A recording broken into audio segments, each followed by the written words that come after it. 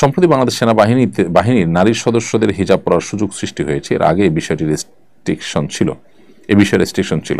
বিষয়টাকে কিভাবে দেখেন? অবশ্যই সাধুবাদ জানাবার মতো একটি বিষয়, যেখানে পৃথিবীর অনেক দেশে, আমাদের পার্শ্ববর্তী দেশ ভারতে, শিখদের তাদের ধর্মীয় নিদর্শন, তাদের পাগড়ি পরে সেনাবাহিনীতে কাজ করবার সুযোগ দেওয়া হয়, অধিকার দেওয়া হয়। আমেরিকার মতো জায়গায়, পৃথিবীর আরও অন্য জায়গাতেও যেখানে ধর্মীয় লেবাস পরে তাকে ডিউটি করার অধিকার দেওয়া হয়, সেখানে আমাদের দেশে যদিন ছিল না, এটা দুর্ভাগ্যজনক ছিল।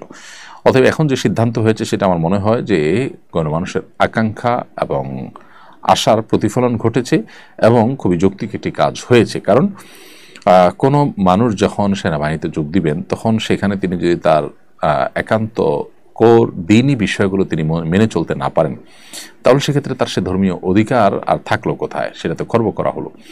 তো সেই জায়গা থেকে আমি মনে করি একটি যুগান্তকারী সিদ্ধান্ত হয়েছে সেনাবাহিনীর নারী সদস্যদের হিজাব পরার বিষয়টি, এবং এটা যেন থাকে এবং তাদের স্বাধীনতা আর পাশাপাশি আরও অন্যান্য দিনই কাজে যেন পরিপূর্ণ স্বাধীনতা থাকে।